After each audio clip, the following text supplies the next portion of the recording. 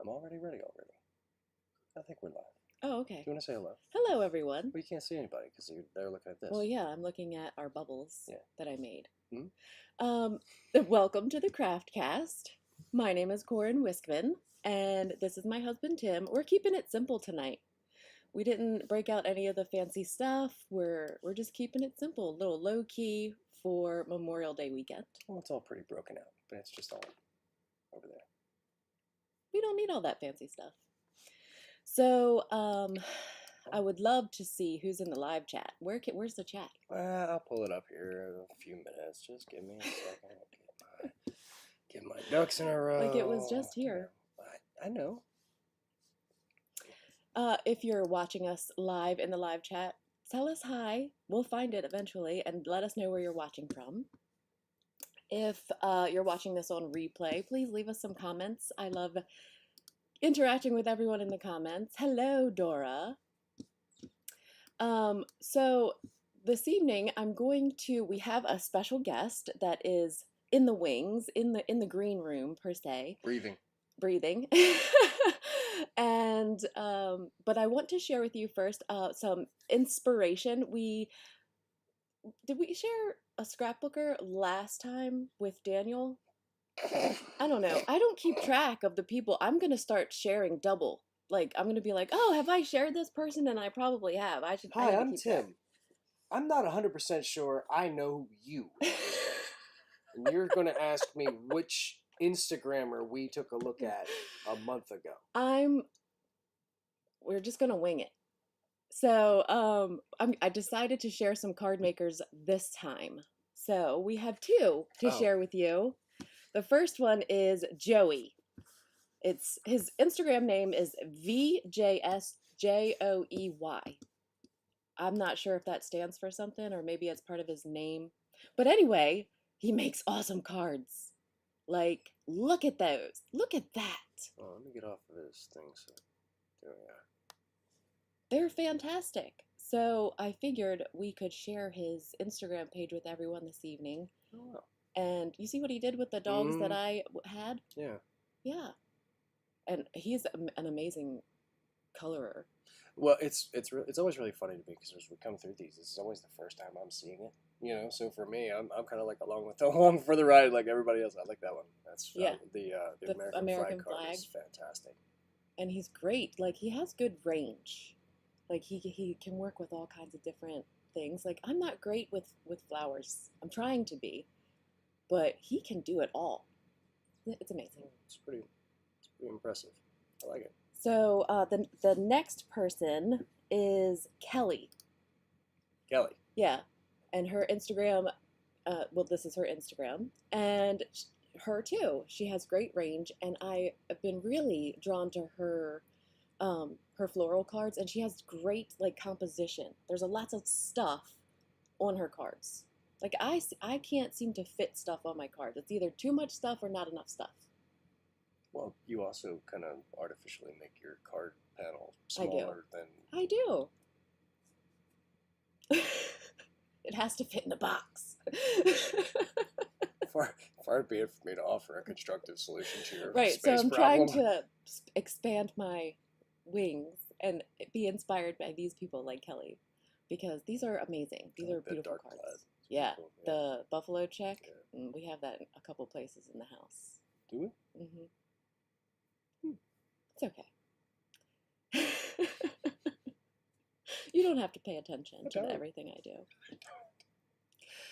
So those are my beautiful patriotic card here too. My two Instagram people that I've really been loving. Insta people.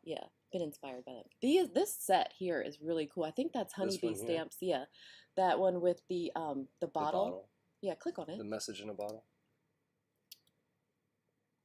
Ink to paper. Okay, so it's paper tray ink or something like that. It's just a really cool set, and you can like pull the message out of the bottle. You know they can't see you pointing. I'm sorry. It's. I talk with my hands. Yeah, I know. Well, they can't see that, so I can see it. I appreciate it. Okay. So we'll move on then. Oh, click on that. Oh wait. Never mind. Go back. Oh yeah, I got you. Where am I going? This one down here? That one is that Kelly? Yeah, You Make Me Smile, that one. This one right here. Yeah, I really like that. Click on that one. I really like how she added the glitter at the top of the U. That's really cool. Mm. Okay, now you can go. Oh, no. All right. This is why I offered to let you drive. You know, No, it's okay. I was coming back to see if there was anything else with Joey's collection. Just try to. Yeah, wasn't sure which person made that card, but look at that one with the pears. Yeah, man. That's really cool. Pears against like a nighttime sky. That's pretty neat. Yeah. So we do have a friend online with us. She's Victoria of Victoria Marie Scraps, and you can click over to her. Just Hello, Victoria. Hello. For those watching that don't know you, please tell us who you are, a little bit about yourself. Sure. Well, I'm Victoria Calvin. Most know me as a superhero, but not saving fighting crime and saving the earth. I run a company called Victoria Marie Designs, where I teach online scrapbooking classes. I got that wrong. Victoria Marie Designs. Oh, but you've got Victoria Marie Scraps, which okay. is YouTube handle, so you're good to go. Okay, we're good. Hey. Anyway, so I teach online scrapbooking classes. I also host, I was hosting in-person events, crops, but 2020 happened, so there we go. That happened to me too. So I moved that over to virtual. So I host at the moment virtual crops every month for scrapbookers. Eventually, we'll get back to hosting in-person crops. I also do contract work with companies in the industry. And I create content on YouTube. In fact, that's where I started almost 8 years ago. Wow. This year. Yeah. That's a long time. I'm not sure how long. I think it's about 5 years that I've been creating on YouTube. I think about 5 years. I sometimes am scared to go back all the way back and look because it was really terrible. But it's interesting to go back and watch a lot of my videos because I had vlog footage of Dexter when he was little or smaller than he is now.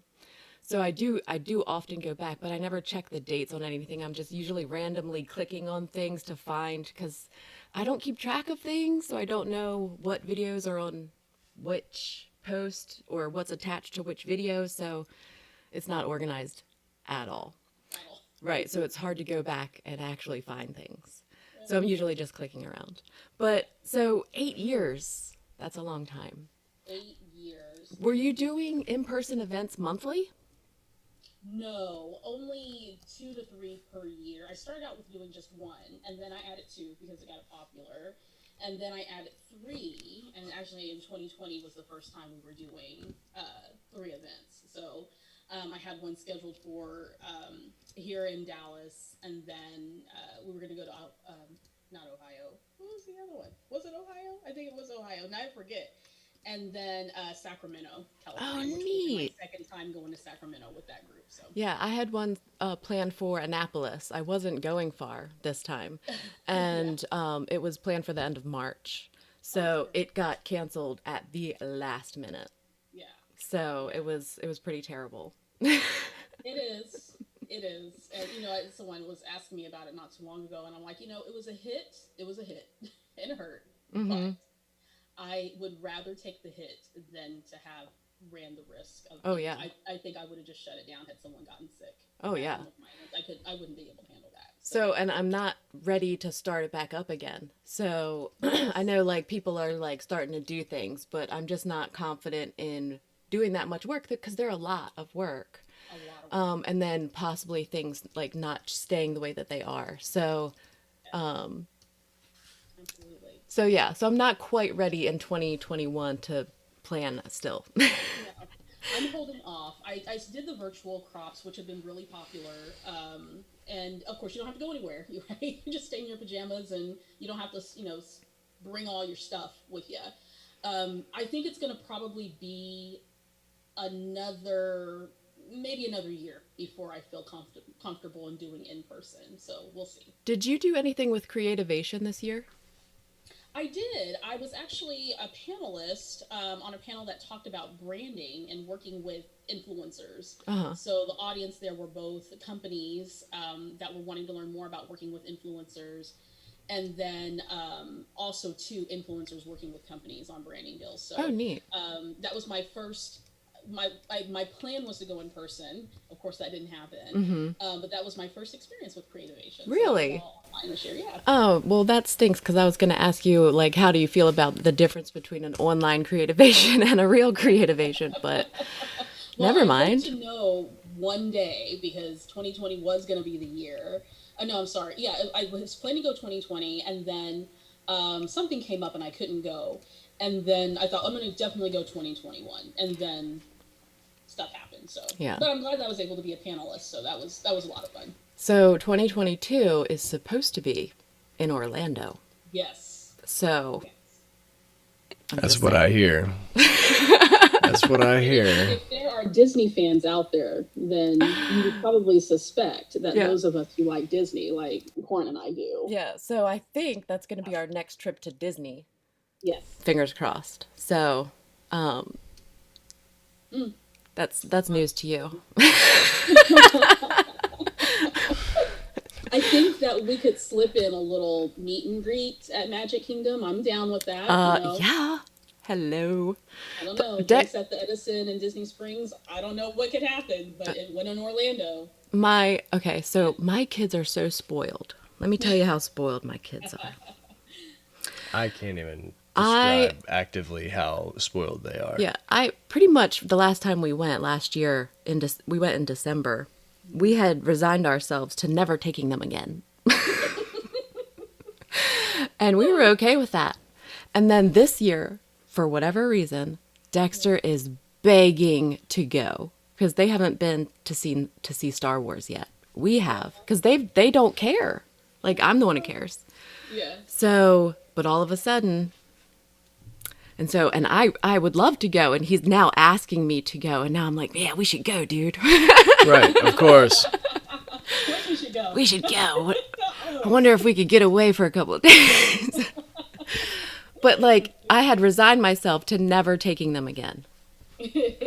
So We've done that every time we've come back from traveling with them anywhere.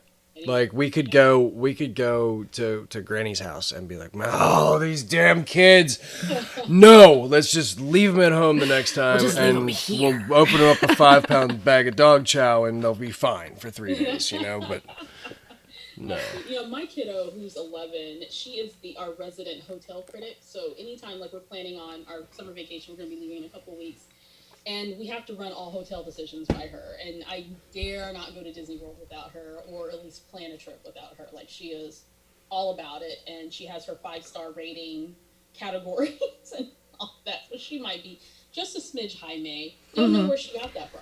Well, but yeah, she's pretty cool to travel with. My stepfather is an aircraft mechanic for American Airlines. So for a large part of my childhood, I had flying benefits. So wherever my parents went, we flew. Yeah. So I, too, have been spoiled by some really nice hotels. I bet. And I don't know what they're doing. they're up there. I'll let you out. Top's gotta go regulate just real quick. But yeah, so because I was able to stay in some really nice places. Yes. But now I guess my kids really haven't gotten that same experience, unfortunately. So they're very thrilled to go anywhere. Sure. But so how did you start scrapbooking? Like what started you sharing scrapbooking online? Well, I have been scrapbooking in some form for many years, and when I really got into it was when my kid was born. And I mean, a lot of people get into scrapbooking when they pop out a kid. Yeah. For some reason. I guess it's because it's so, and they give you all of those photos and sonograms and stuff. Gotta have some place to put Yeah. those things, right? So I started kind of really getting serious with it when I was, after I became a mom. And then I just noticed one day that people were I always read blogs when blogs were a thing, if you can tell how old I am. So I came across this scrapbooking blog, and then that threw me down a rabbit trail of, I wonder if people are like making YouTube videos about scrapbooking. And around that time, I'd always watched YouTube, like, if I wanted to learn something, I'd watch it. I was following a few people, but I'm like, I bet nobody's making scrapbook, YouTube videos. And sure enough, I was introduced to Shamel Lane and to Mercy Tiara, who's Tracy Banks. Mm-hmm. And I was just hooked on their videos. And there are a few other people that I would watch too.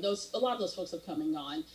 And then one day I'm like, this is kind of fun. I thought I could make my own YouTube video. And absolutely knowing nothing about making videos, I said, well, I have this camera feature on my phone, so why don't I just try it out?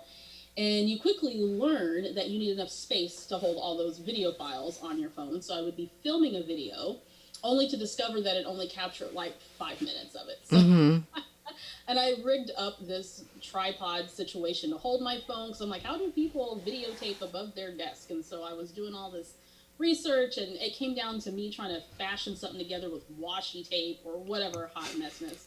But all of that ended up with probably a very cringeworthy process video that's still up on my channel today. I haven't taken anything down. It's all still up. No, it's up there. It's up there. That's where it all began. And then from there, I started a blog, and then I started a Facebook group, because people were asking, hey, do you have a Facebook group, that were watching my videos? And stuff just kind of got traction from there. And so I did it just as something fun. At the time, I was working in child welfare. I was a casework supervisor and a trainer for a nonprofit organization that advocates for kids in foster care. That's a tough job. And yeah, it was a tough job, very tough job. And so I wanted something to sort of take me away from that a little bit. And scrapbooking, amongst all the rest of my hobbies, was one of those things. So I really just, dove in head first as a hobbyist, and then wanted to share more. So I shared a lot of what I was doing on Facebook, and then I would join groups. And then eventually, as I'm sharing things in the various groups that I'm in, I was starting to catch the eye of some companies and some, smaller mom and pop type companies that wanted to have me guest design or be on their design team. And fast forward from there, about 4 years later, I was looking to start my own business, and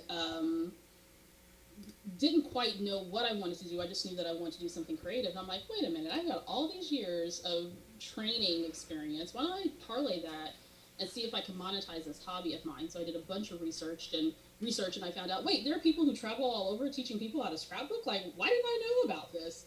And so Victoria Marie Designs was born out of that idea. And I quit my job in 2016. Was it 100% prepared? Like, I wouldn't give that advice for people to just up and I would. I absolutely would. But, sometimes, right, you got to take the risk. But that's it. If you put yourself in a position to where you can't fail, you can't fail. Absolutely. It is you. We started a roofing company. She found out after we started a roofing company. Yeah, he didn't tell me. He just came home and he was like, "Hey, I started a roofing company. We started a roofing company." Nice. I'm like, "Oh, I didn't know that." Sometimes you just have to really dive in head first. And I know where I was at that time, I was burnt out on my job and wasn't going anywhere and wanted something new, wanted to work for myself. So my spouse was like, look, you're making crap money there anyway, so might as well just take all your experience and your education and put all that energy towards something that you own. And so Victoria Marie Designs was born in June of 2016. We're going to be 5 years old next month. That's fantastic. The rest is history. Now, I can say that it has worked out for him. Like, Yeah. I'm sure in his mind he hasn't found success yet, but he's so much happier. He's very similar to what situation you were in. Didn't want to work for anyone else. No, I'm not. And I'm a bad employee. I'm a bad employee. Like, I don't, because I honestly think I know how to do it better than you. Right. So like, Sure. that's my own thing. And it might be my ego, and it might be a lot of things, but I don't like having to, my best jobs were when my employers were basically like, you're an operator. Go be an operator. We'll leave you alone. Just go function and execute your project and do what you have to do, and we'll leave you alone. And that's where success always came, was where I was able to just dig in and own it and move forward. When it got down to the minutia of trying to be a good employee for somebody, showing up at the right time, I actually had an employer ask me to drive an hour and 10 minutes south before driving 45 minutes west, just so that I could show my face to the other employees before they wanted me to go to South County before going to Fort Detrick. And it was just really, really strange things. And, they were like, well, you're driving our car. Why do you care? I'm like, well, because I have to put 2 hours behind the wheel for no reason whatsoever. It's just, I was a bad employee. I didn't like just doing what I was told to do. And unfortunately, when you start working for bigger companies, like what he was working for, there's a lot of employees that have this mindset that, it's not their money. So they don't, and right. So it's really hard for someone who has like moral values to be like, and I was working with appropriated public dollars, right? Yeah, so I was spending public money, and my contemporaries were also spending public money, but in a way that I found to be egregious. He wanted to get. I was like, I had been in for over 15 years. It was time for me to. It was time to go. Well, I definitely can relate to that. I worked for a micromanager, and I don't like to be micromanaged. And I think one of my last conversations was I came to you with a lot of experience, with a master's degree, with a lot of knowledge, and you guys wanted that knowledge, but you're not allowing me to use the knowledge and the skills I have. So I'm out, and I left. Yeah. Yeah, that was almost exactly the last conversation I had with my last employer. Like you wanted somebody to come in here who had militaristic proficiency and could come in and organize your world and straighten you back out. But that's not actually what you wanted. You wanted to buy yourself some time and be able to explain to the courts why that you were taking these extraordinary steps and that I was. Oh, that guy was crazy. Yeah. That guy. Yeah. But I was a dental assistant. I love my job. Yeah. I miss seeing patients, and sometimes I go back when like they want me as a temp. I haven't done that in a long time, but I still have my license. Yeah. So I sometimes miss it, but mostly I started having issues with my heart.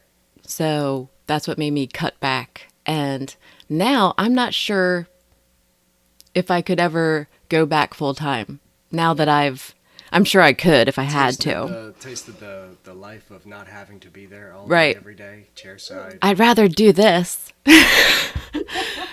I really would. I really would rather make videos. And, and it's not because I don't love my job. I love my job. I love teeth. It's really weird. It's a weird thing. I always feel like she judges me when I smile at her too. I'm like, and let me tell you, your gap in your diastema, my mom had one, okay? Yeah.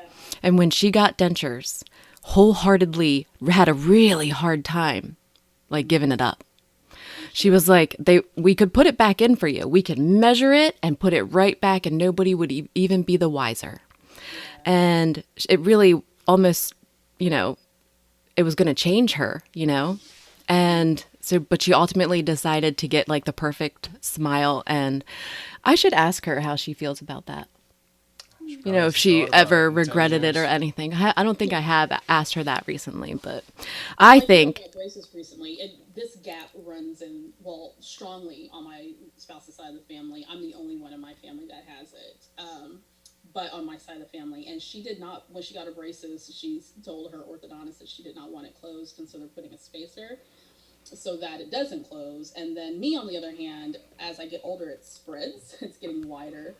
And so I'm thinking about getting braces so it can come back in. Start working in the other You way. could stop it from moving. Just a retainer. With a retainer. Yeah, and just wear it at night, and it would probably stop it from progressing. But, I think it's part of you, and I think it's adorable. And I'm a tooth expert, okay? But, I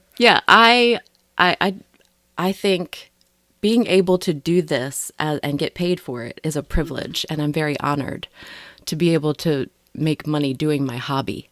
So I'm I'm never going to take advantage of that, and I'm always going to be very appreciative. So, and it's a lot of hard work too. I oh, always it like to is. tell people that yes, it is a privilege for sure, but working for yourself is a lot of hard work, and it's not something that's just given. Well, for most of us, it's not. We've had to make some choices and make some sacrifices in order to do what it is Oh that we yeah, do. And I would rather go through all the nonsense that I go through and the stress and the anxiety and all that deadlines and working all for of the myself than stuff. working for somebody else any day.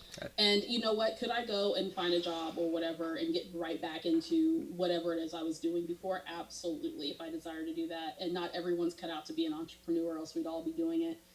And there are some days where I'm like, I could just go clock in somewhere and Yep. be okay. Yep.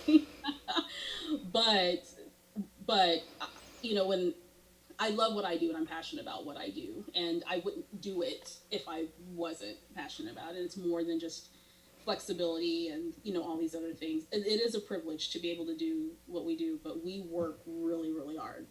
Yeah, Really. and sometimes for nothing, you know. Sometimes for a net loss. Yeah, and we just keep on keeping on. Absolutely. And I love your work. Everything that you put out is awesome. And Oh, do you thank like you. making cards? I love making cards, and I'm glad you asked me that because I'm getting ready to, as I'm changing some Excuse things me. up with my business. My business had some growing pains in 2020, and amazingly so, and I feel very grateful for it, considering the circumstances that were going on in the world. And one of the things I told myself that I love scrapbooking. That's like my wheelhouse. But I also have all these other creative things that I like doing. And I do make cards. And I hadn't shared it as much as my scrapbooking because people know me for my scrapbooking. So I'm hoping my audience will be receptive to me sharing more card stuff and more other things. But I absolutely love cards. In You're fact, kind of I experimenting watch with that you same and I thing. watch Jennifer McGuire and I watch a bunch of other people. A lot of people I've been able to connect with this year on the card making side of things. A lot of them used to be scrapbookers and did a lot of scrapbooking content before they did card making. Mm-hmm. Learned so many techniques and have definitely been enabled to buy a lot of things, which I'm not mad about. Right. But just really, I think it helps me exercise a different part of my creative brain, really, to bring over. I've always made cards in some way, but I think this year going into next year, I'm going to amp it up a little bit more. There's other things that I It's want to add to the mix. it's different. It Like is different. when I approach making a card, it's totally different than when I think about sitting down to scrapbook something. So that's why there's a divide because some people's interests do not go down that path. So because there is a line. There's like this ability to I like photography. Okay, so I like to take photos and incorporate that. Incorporating photos with paper crafting is definitely something I'm interested in doing now. So I've been really loving scrapbooking. It's like really bringing me joy. And I've been telling him all about it. But it's so different than card making. When I sit down to make a card, it's a totally different project. Do you understand what I'm saying? Absolutely. It is a lot different. However, there are some things that I find I can take from scrapbooking and incorporate them into card making. Like I love layering, and I Right. finally got a reputation for layering on my scrapbook projects. And I found that I could take that and implement that into a card. But the differences being that working on a card is a smaller landscape. You're not contending with 12 by 12 inches on a layout or 8.5 by 11 or whatever the case may be. You may have an A2 size card and you have that small space. And for Right. some people, it's just easier to be able to create on that smaller space than to be able to create on, like, say, a larger scrapbook page. Right, which is why I'm having more success with scrapbooking on the smaller pages. Yeah. Because I started with a 12 by 12, and that huge canvas was just too much for me. Like, Mm-hmm. I couldn't, my mind just doesn't go that big. And it's still, I have no, like, I have a project life binder or that's filled with pages that are empty. And Yeah. so then I started thinking, okay, what if I break it down and I'm just looking at the 3 by 4 and the 4 by 6 cards and not really at the whole page? So Mm-hmm. then I would start to get like parts of a layout done. Yeah. But what I really found success with was really shrinking it down to a smaller page, like 3x8. And then Right. that felt good. I was like, oh, okay, I can do this 3x8. So then I went to 6x8 and I was like, ooh, I like this 6x8 page. But I'm still not interested in 12x12. Like, I don't think I would be happy going bigger than a 6x8 page. Sure, sure. And I guess it's because I'm used to the little dainty A2 size card front. Absolutely, absolutely. So I'm going to pause for just a second. I'm seeing in your comments that folks may be having a hard time hearing me.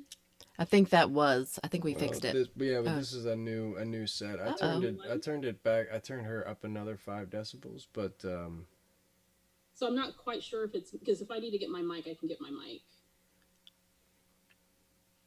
Well, I can't hear it. I don't have a monitor. You sound wonderful to me. Okay.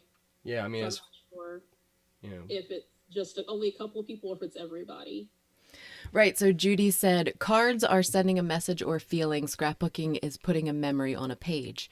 That's right. Like when you're sitting down to make a card, you want to make something that is expressing some type of emotion or making someone feel some type of way. So you're going to send it to someone. When you sit down to scrapbook, it's for you. And that's, I guess for me, like that was hard to spend that much time on me. I need to spend less time. Your experiences, your observations, it's about others. And I think where sometimes people get stuck is that on a scrapbook page, for a lot of people, they want to be able to document these things. And the idea of putting words out there, right? And photos out there. It's personal. It's personal. And it requires a level of decision making that maybe some people are a little bit leery to do, or maybe it's overwhelming. And so working on a smaller project like a card, or even working on a different type of scrapbooking format may seem a little bit easier and a little bit more pliable versus doing a full out scrapbook page. I'm also a terrible writer.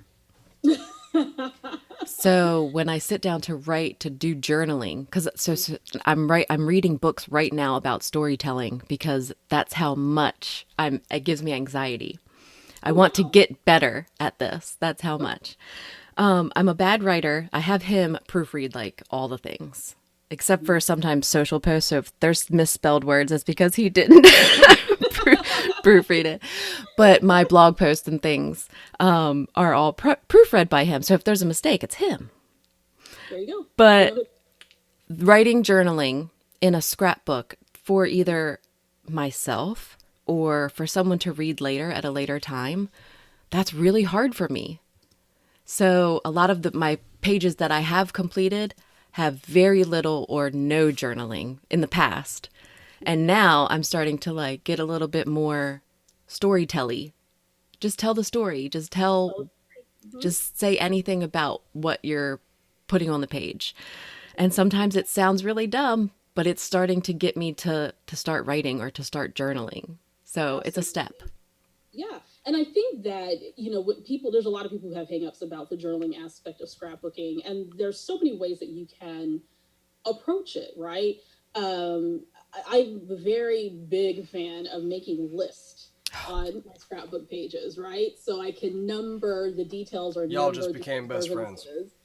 Or telling things as they happened in chronological order, or I'll pretend that I'm sitting there telling the story to somebody. I love storytelling, which is why I love scrapbooking. Or I will, I will impart my wisdoms in some way or have a discussion in some way, because a lot of the scrapbook pages that I make are of my kid and also of me too. Like, maybe I'm imparting some wisdoms to myself. I don't know. But I approach it as a dialogue.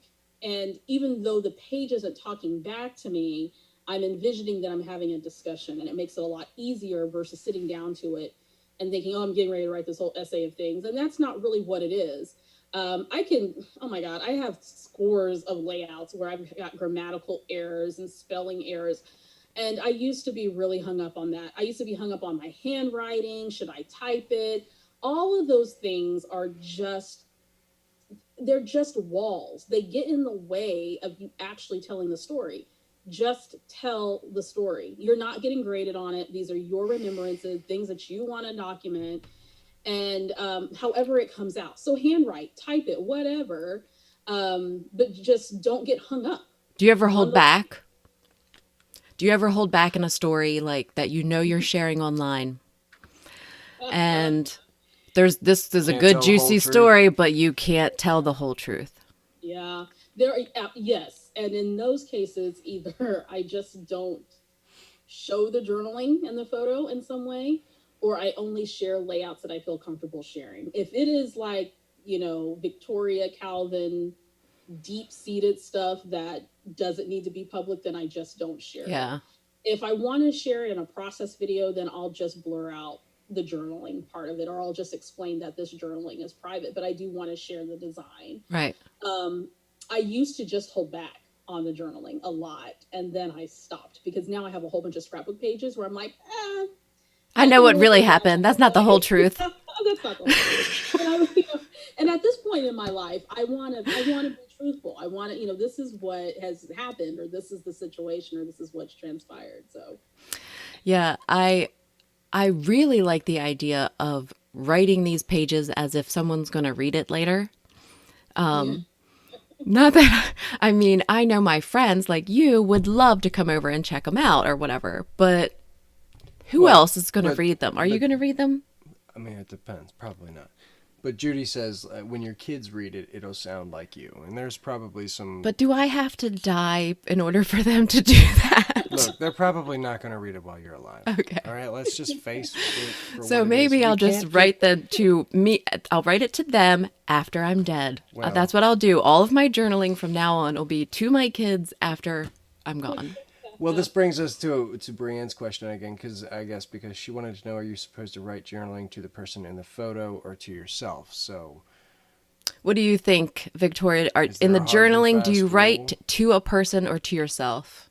It depends on it depends on the topic of the subject in your layout. If the layout is about me, I write to me. If I'm doing a layout about my daughter or about my spouse, then I write to them directly. And then if I'm doing something, if I'm documenting a story and the individual's no longer in my life, maybe my grandparents passed away years ago. Sometimes my journaling is to them because it's, maybe I feel like I want to speak to them directly, even though they haven't been, here for many, many years. Sometimes it's a letter to them. And sometimes it's just in general, like I'll write as if, someone else is reading this, like it's a narrating story. Like a third party or something. Like a third, absolutely. Yeah. So I think it just depends on really what the layout is about. Always, anytime it's about me, I'm always talking to myself, which I talk to myself anyway. Me too. Maybe I answer myself back too in my preparation. I think that's on an upcoming video that I just edited. I literally talk to myself and respond. Yes. I was pretty sure that when I was working over there on the background that I was talking to myself, answering myself. I heard you. You got to the point to where you were like, nope, and turned up the volume on the radio. And you're like, no, I'm not listening to this crazy. Sometimes I'll just put the earbuds in too. There you go. Not listening to that crazy. My spouse talks in her sleep, so there's that. Well, I was doing I don't math. think I've ever talked in my sleep. I was doing angles and math and things like that on the wall, so I was like working it out. I was doing the longhand math because I'm a hardhead. So I was like, oh yeah, that's absolutely right. It's 137 degrees. I knew it was 137 degrees. I told myself that. That's right. I knew the math was right. So I have a Facebook group called Procrastination, and sometimes I ask them for questions to ask you guys. And Nancy wanted to know about tips and tricks to organize on a budget. And we know that you've been organizing your craft room. So do you have any tips to organize on a budget? Yes, absolutely. My very, very first tip, number one, and I do this whether I'm organizing my studio or my home, is to purge. There's no sense of moving stuff around that either you're not using anymore, that you're not fired up about, that you don't like. Get it out of your space and let it go, donate it, whatever you need to do. Number two, look for things that you have in your house already that you can use as organizational tools. So it can be like I forever in a day always purchasing some kind of container from like the Target dollar spot or That's a something. good That's a spot. Yeah. organization stuff there.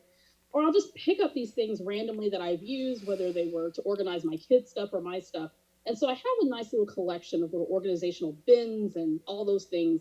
So before I go out and buy anything, I shop my house for potential items that I can use, because a lot of times those things, they can be reused over and over again. If you want a different aesthetic in your space, you can always spray paint stuff, whatever, you can turn it into whatever you want it to be, but you don't need to go out and spend a whole bunch of money.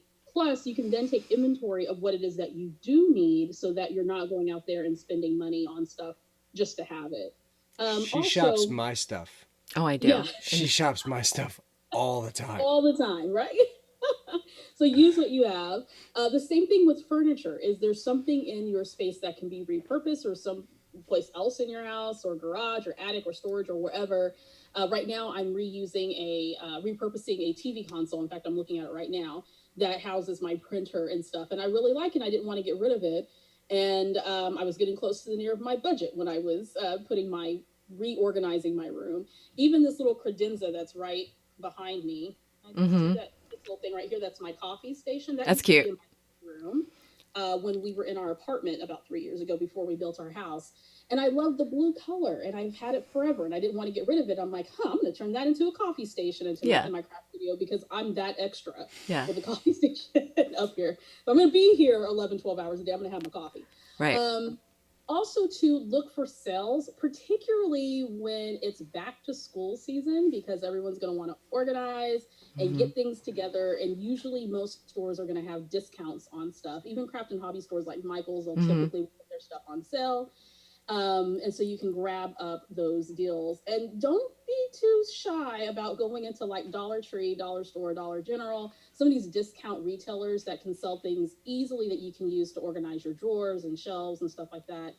And then, of course, at the end of all of that, make a list and determine what you actually need to spend some money on. So for me, I needed another organization system for my embellishments and other materials. And so I did put in my budget to purchase these cabinets from IKEA. I like those, yeah. Yeah, I love these things. They're wonderful. And then I also bought some drawers as well. So those were my high ticket items, but I was able to save some money because a lot of what I'm using in this studio, I've had for many, many years. And I just repurposed it, and then I bought what I felt that I wanted to spend some money on. Right. When I moved down here, I'm a big planner. I draw things out and measure things and make him measure things and plan things to ridiculous degrees before I'll do something. And then, but then that way I know I have a list of the things that I need. And I usually stick with it. Like I've had all of these pieces from upstairs. We moved them downstairs. You have to be careful moving IKEA furniture.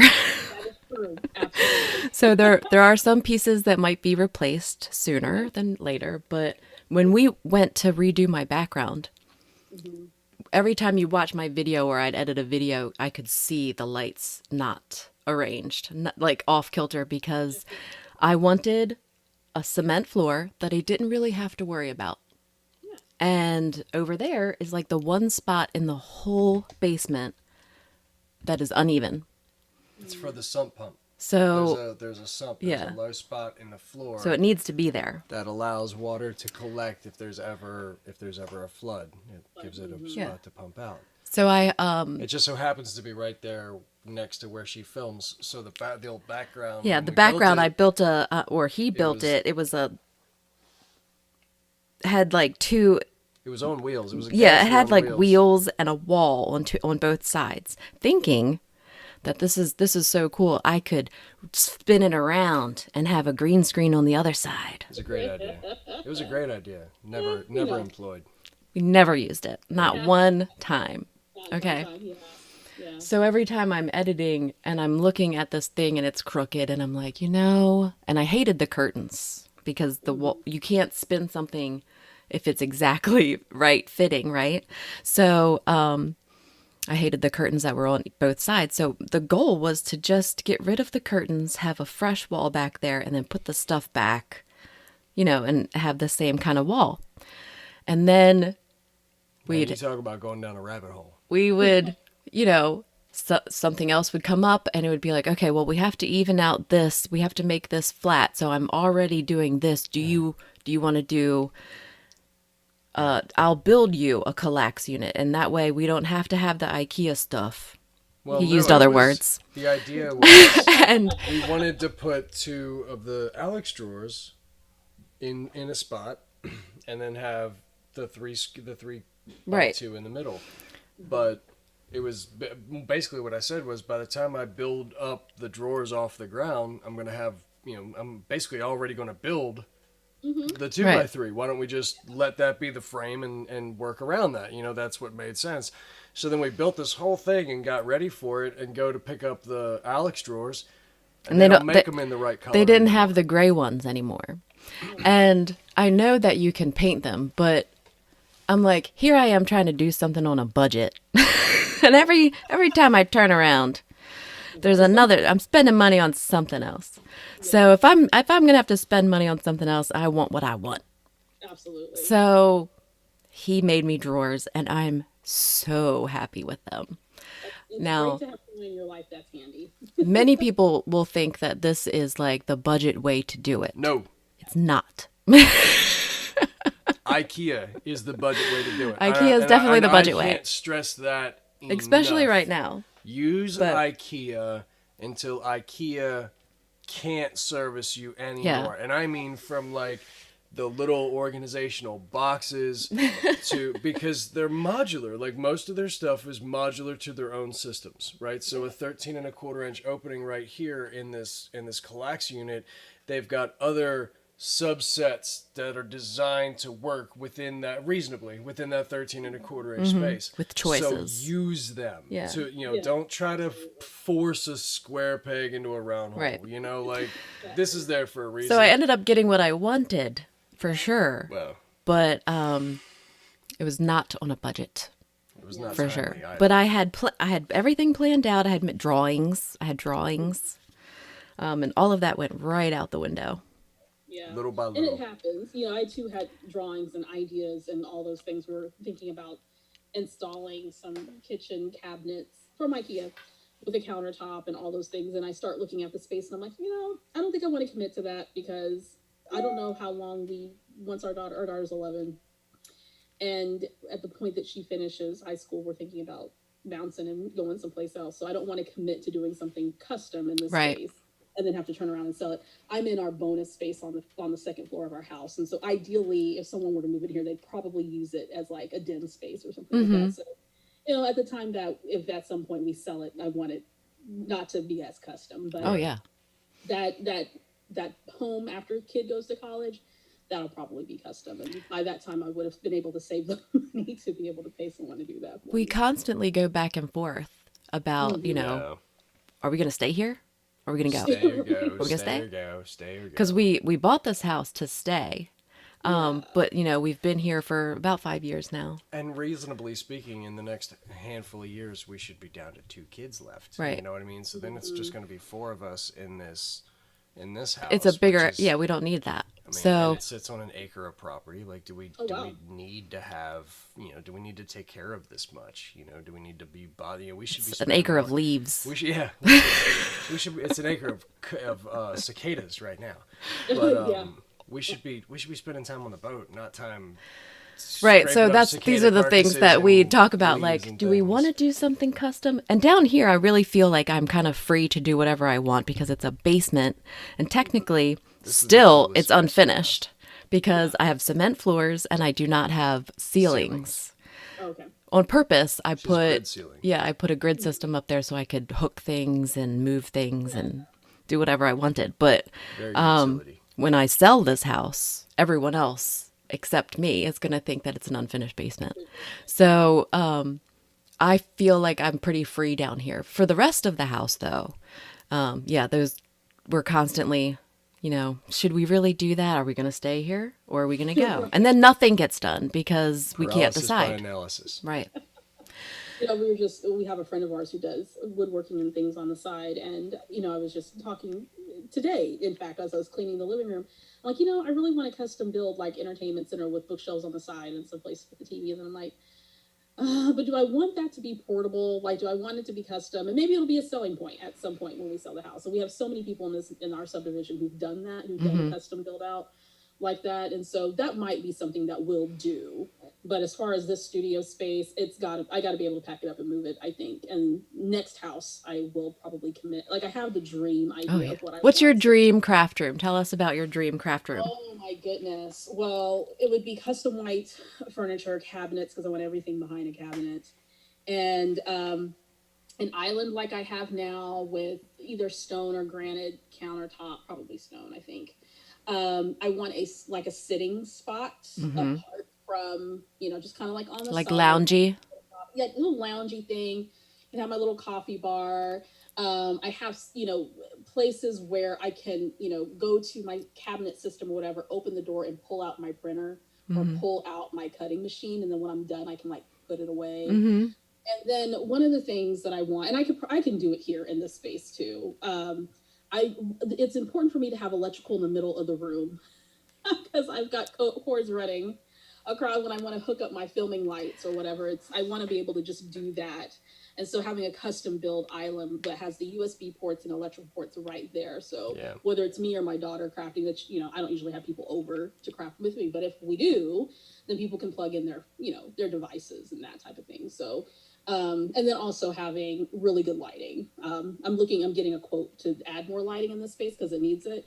But to have my camera to be able to be suspended and, all these other functional things that we need for this business, some of which I can do now, but I just want it to look really good. Able to have the money to look really good and have someone come in and do it that knows what they're doing. Yeah, we're doing the final cord keeping and things like that. So we're ordering plates and things to hang my lights so that they're not on the floor anymore. So it's very detailed. Like there's a lot to it. Like just thinking about how to map your cables, right? Just something as simple as cable management. Like you have 2 cameras, a microphone, a switcher, a USB, a Ethernet.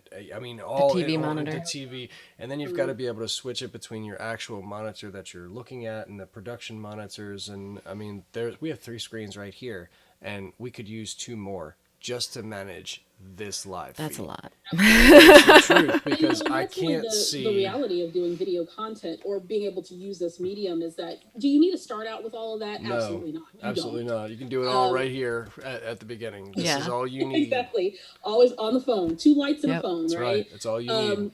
But as you do it, I know I'm definitely at a point production-wise. Well, I just got my first professional camera.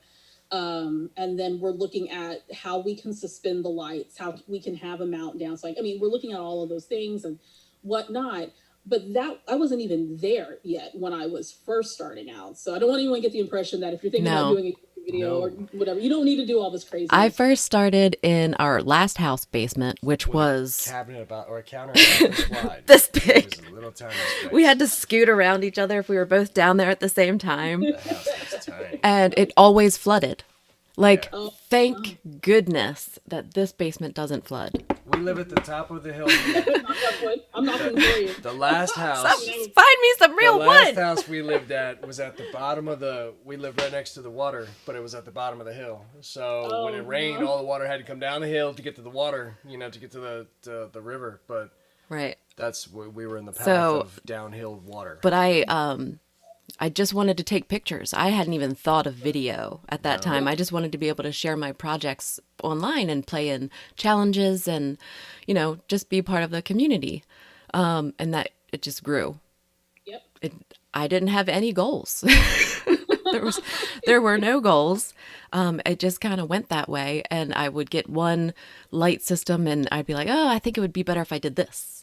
Or, and you just make those little tweaks and you try to do better than yourself. Absolutely. And that's just where I am now. And so I'm constantly competing with myself, trying to do better. So this morning, which is hilarious that you mentioned that you're a list maker, I'm reading a book about lists. Nice. And I woke up way earlier than him. Yeah. And he like the first he woke time up ever. and I was talking to him all about my list book. And it was just So I slept. he's not that guy. So I slept in for like the first time in, I don't know. I can't even remember the last time I slept past 6 o'clock. And it was like 7:15 or 7:30 when I actually woke up, and I look over at her and I was like, "How you doing, hon?" And she's like, I didn't sleep too well. I've been up, I read almost a whole book. And I was like, yeah? What did you read a book about? And she's like, lists. And I'm like, well, I was trying to go back to am I sleep. still asleep? Like, is this reality right now? Wait, somebody wrote a book about how to make a list. So now I'm suddenly actually super intrigued and pretty hyper interesting. awake. I'm like, so wait. You read a book about lists, and somebody took the time to write a book to tell you how to make a list. Did they tell you about the list that they had to make in order to write the book about how to make the list? And I mean, well, I'm not done yet. So far, he's talked about different ways that other people say to make a list. and he's told you how he's he about to likes it tell yet. us how he thinks we should make a list. So, on that note, Yeah, right. There was a question okay. that I wanted to tell Judy. Judy asked, "Why do men hate IKEA?" That is true, Judy. Like every man I know despises I don't like IKEA. I don't like the IKEA store. Okay, I don't like the shopping experience there, and I don't like the fact that their stuff is it doesn't really hold together all that well. Right? It's just kind of cheap. You gotta be. But it's good cheap furniture for getting Yeah. cheap furniture. Like, I don't Honestly. like doing things more than once. I don't want to buy something and then have it fall apart 2 years from now, and then have to buy it again, repurpose it again, build it again, whatever. I like it to, Yeah. I like it is. This will outlast the house, right? So- That's what I like. I have been shopping at IKEA longer than we've been Yes. together. So, I think they've improved. Yeah. Honestly, I think that it used to be a lot cheaper and cruddier, and now it's a little bit better. Well, the prices have definitely gone up. Yeah, It's I think definitely so. gotten- I've definitely noticed that it's gotten more expensive. But I I'm mean, I'm consistently happy, but I don't treat my things poorly. It's the children and you. oh yeah, I mean, no, it's got. If it was just me and IKEA could live long, happy lives together. well, I need more stainless steel in my life. Anyway, And Jen wants to know the name of the list book. Go ahead. Do you know? What I it is? don't know the You name. don't remember? I have to look. Well, Victoria, thank you for coming on and chatting with us and hanging out. I'm looking up the list book. Oh. What the heck? To-do list formula, a stress-free guide to creating to-do lists that work. You fell for this? It was like really early this morning. I have to agree. I mean, how to buy a bridge? Then also recommended for you bridge buying from shady men. I think it's free. I didn't pay for it. God, I hope so. And I wanted to go back to sleep. I figured this was a good thing. If not, then I'd learn how to make better lists. Well, I've certainly enjoyed your reading today. I thought it was pretty good. Anyway, thank you all for hanging out with us. The Craft Cast is, the Dad Challenge. Oh. We've got 4 dads going head to head in the Dad Challenge. I think it's the 27th of June, the weekend after Father's Day. And we have so far, I think we have Tom, Gina's husband, Oh. you, Micah from Pear Blossom Press, and Daniel Delinardi. Alright. And they're going to make light up cards. And I I better stick around for that one. That's going to be. I think hilarious. I already know. Daniel's going to show them all up. Oh, I yeah? mean, he's like he's the ringer. Wait. My competition. It's not a real competition. Well, let me just ask. Let me wrap my head around it. My competition is is Gina's husband. Gina's Tom. husband. Mm-hmm. Okay, the husband of a very nice lady who makes her own Yeah. product, has her own product line. He probably has Okay. some experience. I have Micah, who helps design and works with Amanda. I see where you're over going at with Pear this. Blossom Press. and Daniel, who very, very nice gentleman. Do you want me to coach you? No. We have a month. No. We can do it. I already got it. I'm going to beat them all. So much confidence. That's how I mean, you do it. I just want, I'm identifying my competition, and Do you think, I bet That's you all. Micah already has an idea of what he's going to do. he's probably already half done. He's probably done it 2 or 3 times already and is on his tweaking his 95% design. It's going to be fun. So I think you all Engineers in should the house come understand watch. that one. Watch the guys make Try. their stuff. Make their light up cards. And we'll just, and us girls are going to be the commentators. Y'all can watch me try. I thought it was fun last year. Anyway, thank you all for hanging out with us, and we'll see you next month. Yep. Everybody have a good week. Good month. Yeah, Thank you it's again, month. Victoria. It's been fantastic. Thank you guys. All right. Have a good one.